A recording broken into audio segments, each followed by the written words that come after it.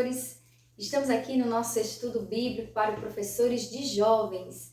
Nesta semana, nós estaremos estudando a lição de número 9, que tem por título A Doutrina dos Apóstolos. Nosso texto principal está localizado no livro de Efésios, capítulo 2, verso 20, que nos diz o seguinte: edificados sobre o fundamento dos apóstolos e dos profetas, de que Jesus Cristo é a principal pedra da esquina. Nosso resumo nos diz o seguinte: a igreja deve preservar o compromisso de manter e ensinar a doutrina dos apóstolos, que é a doutrina de Deus. Nossos objetivos principais são compreender que o ensino dos apóstolos era prático, conscientizar que a doutrina suscita amor e saber que a doutrina gera serviço.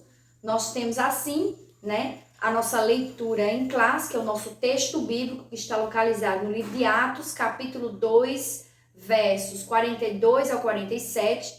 É importante que o professor realize essa leitura em sala de forma coletiva, alternada, voluntária.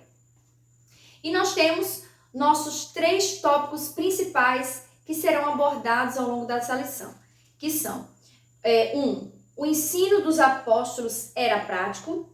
2. A doutrina suscita amor. E 3. A doutrina gera serviço. São tópicos muito relevantes e importantes para esse trimestre, que nós estamos estudando a nossa lição sobre os fundamentos dos apóstolos e dos profetas. É importante relembrar, diante de todas as lições que nós já temos comentado aqui, assistido, visto com vocês, que há sempre uma retomada de trimestres anteriores. E nós tivemos nos trimestres anteriores, uma lição que remete bastante à doutrina dos apóstolos, porque nós estudamos uma lição especificamente sobre as cartas de Timóteo e a Tito, que foi uma lição ministrada no ano passado. E nessa lição falava-se sobre a importância da doutrina, como ela deveria ser preservada e apregoada nos dias atuais. Então, mais uma vez, nós trazemos aqui, a importância dessa consolidação dessas doutrinas que são trazidas por meio dos apóstolos, porque nós vimos de alguns profetas e essa lição especificamente são a dos apóstolos. E quem são esses apóstolos? Foram aqueles, que vieram após Cristo ascender aos céus. Ele prometeu a descida do Espírito Santo e assim deu início à igreja primitiva. É importante que você, professor, faça essa retomada em sala, caso os alunos ainda tenham dúvidas, porque sempre há um ou outro aluno que não tem aquele aprofundamento, não tem uma vivência de escola dominical, não é uma criança que frequenta a vida toda e passou a ser jovem, às vezes aceitou Jesus posteriormente, já grande. Então eu sempre digo que o professor ele deve contextualizar a sua fala, a lição, trazer ali todo um contexto em que se situa, quem são esses apóstolos, que doutrinas são essas e de que forma nós podemos aplicar isso em nossas vidas. E aí, no nosso tópico 1, nos diz que o ensino dos apóstolos era prático, E aí é muito importante, após destacar o conceito de apóstolo, de doutrina, nós já apresentamos aqui em lições anteriores o que é doutrina, o que são esses ensinamentos, por que eles devem ser pregados, por que eles estão em um livro, chamado Declaração de Fé, que nós utilizamos sempre para consulta, para relembrar aquilo que nós acreditamos, aquilo que nós extraímos da Bíblia como principal, como raiz, como base de tudo aquilo que nós cremos. Então é muito importante sempre o professor estar fazendo esse resgate. E aí, o ensino dos apóstolos fala de forma prática, porque a partir do momento em que Cristo ascendeu e que veio a descida do Espírito Santo, que houve a ação, e todos foram cheios, começou-se a igreja primitiva. E o que era preciso nesse início? Todo início ele é algo que não está ali ainda consolidado, não está ainda enraizado, assim como o cristão no início da sua fé. E aí aqueles apóstolos, né, eles tinham uma grande missão, que era formar aquela igreja que estava iniciando. Por isso que eles tiveram vários percalços, vários momentos em que eles tinham que, os concílios, né, que eles tiveram que resolver algumas questões, questões doutrinárias. O apóstolo Paulo, por exemplo, ele traz ali a organização litúrgica do culto. O apóstolo Pedro, por vezes, também ensina como os cristãos devem se comportar, como é que as mulheres se comportam, as mais velhas, as mais novas, as casadas, as solteiras, como é que o pastor se comporta, como é que o diácono se comporta, como o jovem se comporta. Então, essas doutrinas, todos esses fundamentos, são orientações para a fundação da igreja que estava se formando naquela época e que para nós são fundamentos atuais e totalmente praticáveis, porque são fundamentos que trazem princípios e valores que Deus quer para o ser humano, né? Então aqui no nosso tópico 1, nós destacamos que a doutrina, ela, de forma geral, ela tinha a ver com a prática cotidiana das pessoas. Então, não há como desvincular as suas atitudes cristãs do seu dia, dos seus dias, nos seus dias, né? Nos seus dias cotidianos, do seu dia a dia, por exemplo. Então, o que os apóstolos traziam? Eles traziam ali orientações de como proceder no seu cotidiano, né? Todas essas instruções baseadas, né, na palavra.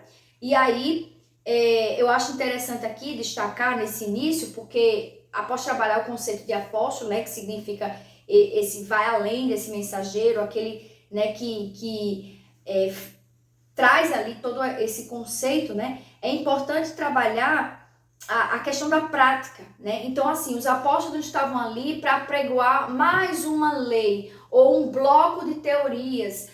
Vão se criar novos mandamentos, até porque Cristo, quando veio, ele fez um grande resumo dos mandamentos, né? Ele diz, amarás ao teu Deus sobre todas as coisas e o próximo como a ti mesmo. Se nós praticarmos isso, nós estaremos cumprindo todos os 10 mandamentos. Então, assim, a proposta dos apóstolos era aprofundar isso em prática para seus membros, né, que estavam ali no início daquela caminhada. E aí, o livro de Atos dos Apóstolos, né, ele traz esse panorama doutrinário de onde estava vindo essas doutrinas, como elas se organizaram, e os livros posteriores, que são as cartas de Paulo, de Pedro, dentre outras cartas, são aquelas cartas que elas mostram como essas doutrinas se fundamentam, né? E aí não é só o contexto, e sim a aplicabilidade dessas doutrinas. Então é muito importante observar que o cristão ele tem que estar vinculado à prática, né? E aí é importante destacar para os jovens. A doutrina, que é esse ensinamento, ela só é válida na vida de um cristão a partir do momento que eu pratico. A partir do momento que eu tenho essa doutrina de forma execuível em minha vida. Eu nem posso pregar algo que está fora do meu alcance e que, se está carnalmente, espiritualmente, é possível, porque o apóstolo Paulo diz, vós que sois espirituais, vocês podem encaminhar isso. Então, o apóstolo Paulo ele tinha um conhecimento daquilo que era humanamente carnal, efêmero, e ele tinha também a noção daquilo que era espiritual, daquilo que era da guerra. No livro dos Efésios ele traz, né, vestindo, pois, tomai toda a armadura de Deus para que possais resistir e estar firmes. Então é importante destacar nesse processo que a doutrina ela permitia com que o crente tivesse uma conduta humana que pudesse tratar o horizontal, mas também firmava a relação vertical. Quais são os princípios cristãos, bíblicos, que eu devo ter para lutar contra o reino espiritual da maldade? Então, são práticas, né? E aí isso tem que ficar muito claro nesse primeiro tópico para marcar exatamente esse momento em que os alunos compreenderão a efetividade da doutrina.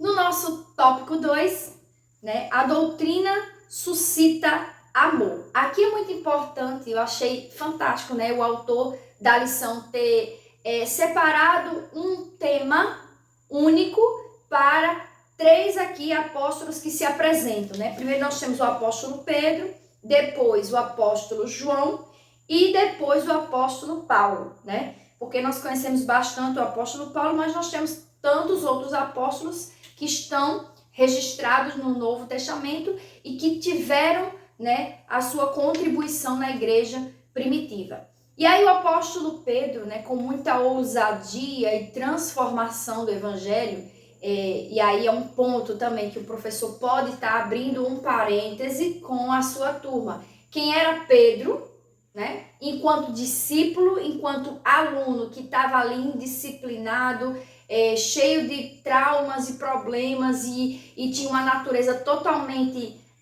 carnal, como é que esse Pedro, ele se comporta hoje enquanto pastor de igrejas? Apacenta minhas ovelhas era um pedido do mestre a Pedro. E Pedro também se mostra como um apóstolo cheio de ousadia e que tinha condições de falar do amor de Cristo, né? E aí ele diz, né? Amai-vos uns aos outros ardentemente. E aí o apóstolo Pedro, ele traz tantas outras orientações, né, que falam sobre o respeito ao próximo, sobre a orientação ao próximo, sobre o exemplo.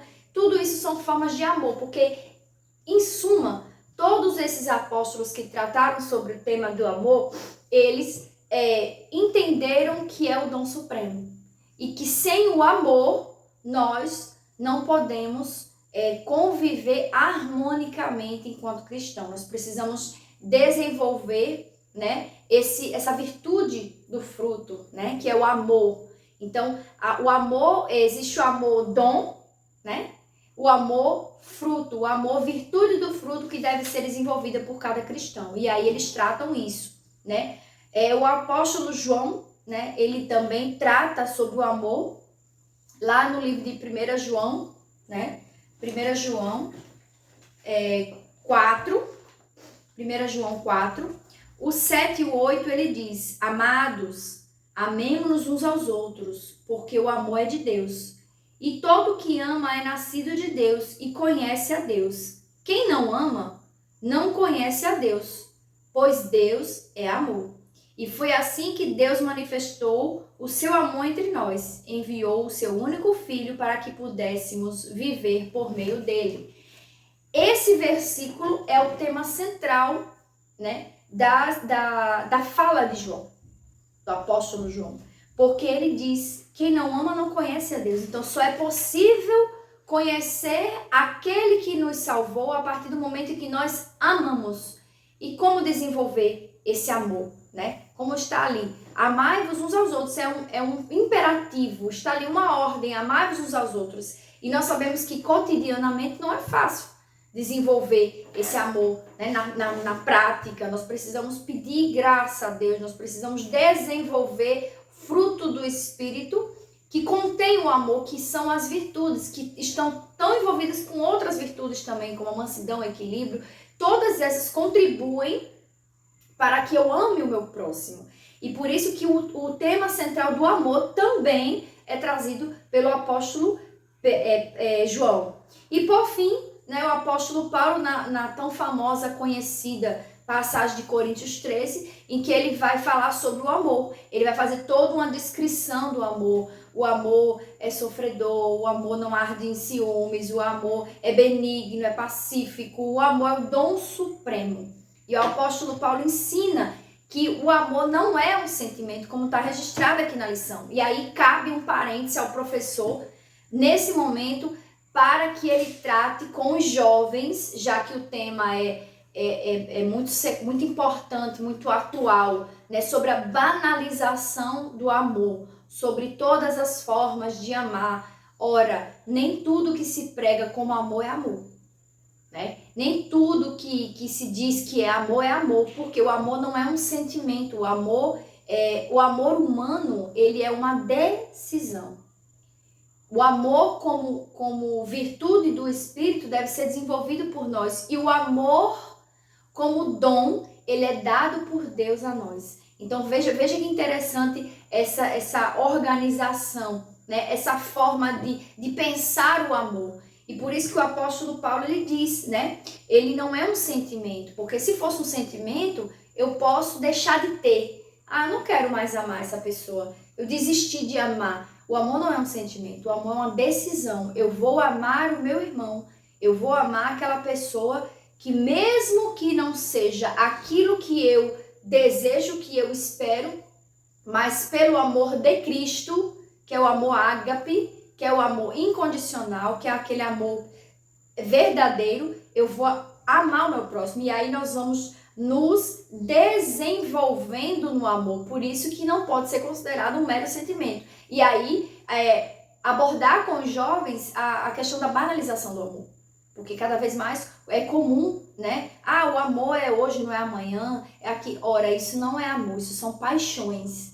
E aí o professor pode, inclusive, estar trazendo a discussão nesse momento aqui, como se o aluno ele tem compreensão do que é amor e paixão. Por que amor é diferente de paixão? Em que sentido? Será que eles têm essa diferença clara, né, em mente? E aí é muito importante trazer esse tópico para cá. Por fim, nosso tópico 3, né, fala sobre a doutrina gera serviço, né? E aqui tem um ponto a destacar, né, porque a diaconia, ela foi pensada, né, que a diaconia é uma palavra grega que envolve o serviço cristão, né, e ela foi desenvolvida nesse primeiro momento aqui com no livro de Atos, né, com a igreja primitiva, exatamente por causa do amor. Então é um link, né? O amor que eu tenho àquela igreja que estava ali, precisando de apoio, precisando de cuidado, precisando de consideração. Os apóstolos se reuniram e pensaram, vamos separar pessoas que elas cuidem disso. Não é um trabalho menor, pelo contrário, que elas são especialistas no serviço cristão. Então, a doutrina é serviço. Então, eles traziam ali aquela separação daquelas pessoas para que essas pessoas se derramassem em amor para cuidar daquelas pessoas que estavam carentes, precisando de um apoio mais próximo. E aqui ele fala também, né, que os textos do Antigo Testamento apontavam para o caráter de servo de Jesus que assumiria em seu ministério terreno com o propósito de atender aos necessitados. Então, Cristo, ele é o nosso maior servo por excelência, né? Cristo, como Deus, ele é Senhor, mas como homem, ele veio para nos servir e ele veio para atender os cuidados do ser humano. Ele trouxe amor, ele curou, ele tratou feridas e como Senhor ele salvou, mas como servo ele se doou por nós. Como homem ele foi batizado, ele foi amigo dos discípulos, ele lavou os pés dos discípulos, ele serviu aos discípulos, mas como Senhor ele venceu a morte. E então é importante destacar que a doutrina também nos faz compreender que estar em Cristo é servir, né? E os apóstolos, eles tinham essa dimensão. Por exemplo, o apóstolo Paulo dizia, eu me gastarei e me deixarei gastar. Por que o apóstolo Paulo disse isso? Porque ele tinha a compreensão de que esse desgaste era para o bem do evangelho. Então ele doou a vida dele em prol do evangelho. Tudo que Paulo fazia era para o evangelho. Tudo que Paulo fazia era serviço cristão. E aí é muito importante, né, que esse serviço tenha uma posição, né, na nossa pregação, na nossa preleção para esses alunos, para que eles compreendam. Por exemplo, vamos pensar aqui, o ministério docente, né? Aquele que traz o ensino da palavra. É um serviço cristão. Porque toda semana, nós enquanto professores, você enquanto professor, está lá na sua turma, se dedicando para trazer aos seus alunos um serviço. E que serviço é esse? É o ensino da palavra. Então, é importante mostrar aos jovens que o serviço cristão ele tem uma amplitude grande. É por isso que existe uma variedade de ministérios que o Senhor deu. Porque os dons ministeriais são nada mais, nada menos do que serviço cristão. É aquilo que eu posso exercer dentro do reino para abençoar a outrem, para trazer alegria, cuidado ao outro, né? E aí ele diz, no ensino de João, o cristão deve estar pronto para servir o próximo com os seus bens e com sua própria vida. Então é muito importante, né, como nós ministramos aqui, o professor destacar a excelência do serviço cristão. Por isso que nós temos que fazer todas as coisas sem murmurações e nem contendas, né? E por fim, aqui ele fala, né, do serviço da vida cristã. Jesus é o alicerce da doutrina cristã, modelo a ser seguido. Paulo rogou aos irmãos em Roma que não amoldassem os padrões do mundo, mas que mudassem a forma de pensar segundo este mundo. Então, ele orienta, né, para que nós sempre renovemos a nossa mente, pensando nesse próximo, pensando em quem eu posso abençoar. E por vezes, nós não temos essa dimensão, né? E aí, quando a gente traz à tona isso para o nosso aluno, ele passa a pensar, qual é a minha função dentro da igreja? Será que eu estou exercendo algum tipo de serviço cristão? E aí você pode perguntar a ele, você tem exercido algum tipo de serviço cristão? Porque isso é doutrina. Isso é o que Deus está mandando que nós devemos, né? Nós devemos fazer isso. Nós devemos exercer a doutrina.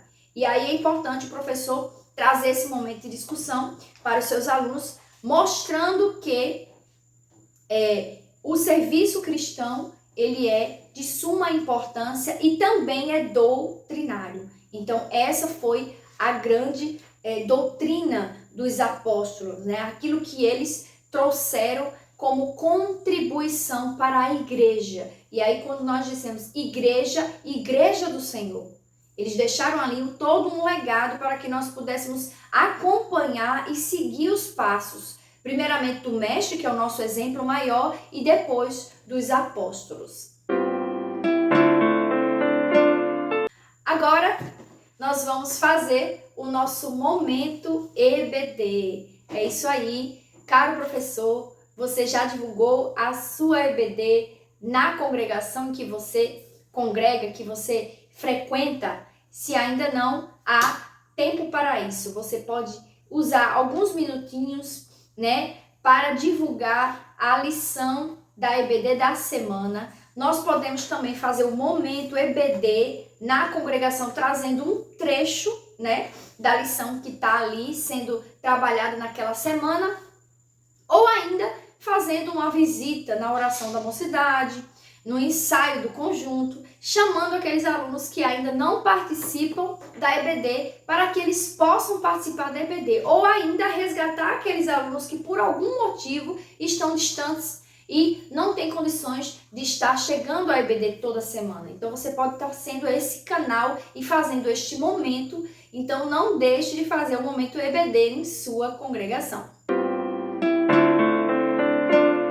Agora, como nossa dica pedagógica, né, para a semana, é importante que o professor faça essa dica pedagógica, né, que nós trazemos aqui. A orientação da lição na página 61 é que o professor deve iniciar a lição explicando que a igreja somente poderá ser genuína se for alicerçada na revelação infalível, ou seja, a doutrina da palavra, né? E ele fala, foram pedras fundamentais da igreja e sua mensagem encontra-se nos escritos do Novo Testamento. Então, fazendo todo esse apanhado, né, que nós temos aqui. Então, essa é a orientação.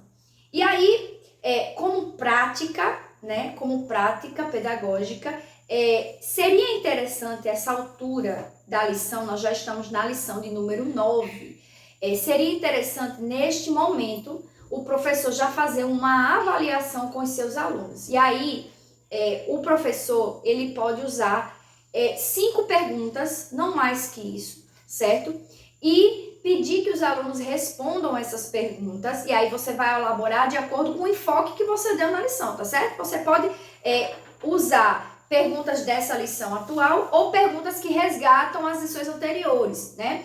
Então você vai perguntar aqui qual o conceito de doutrina, qual o conceito de apóstolo, quais são os profetas que trazem doutrinas, né?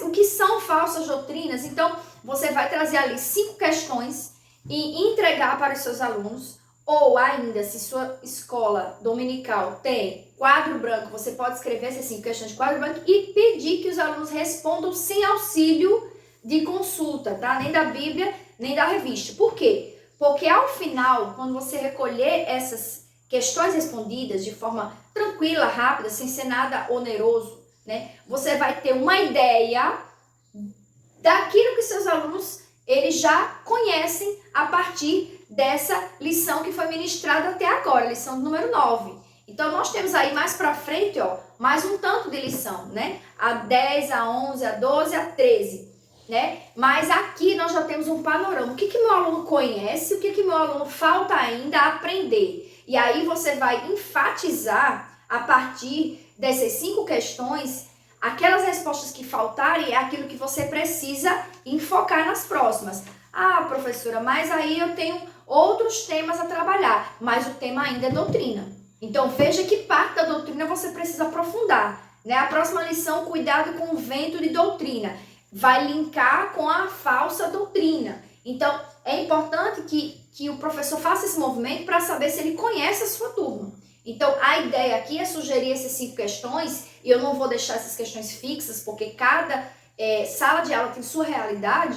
Você precisa perguntar, com base no que você ministrou, o que é que meus alunos aprenderam, porque nós ensinamos e os alunos aprendem. Não necessariamente tudo que eu ensino é tudo que eles aprendem. Então, é necessário que nós façamos esse exame, né? E aí eu tenho várias sugestões, né? Você pode trazer essas questões no quadro branco, como eu sugeri no início, pode trazer num papelzinho, entregar para cada um, pode passar ainda como tarefa de casa, o que eu não indico muito a tarefa de casa, porque você não tem como perceber se o aluno está pesquisando ou não. Eu acho que na hora ali o professor vai poder recolher e ler em casa com calma, e ele vai fazer uma análise daquilo que o professor, né, daquilo que o aluno já traz como resposta, tá certo? E aí o professor pode basear a sua próxima aula e ver aquilo que ele vai aprofundar.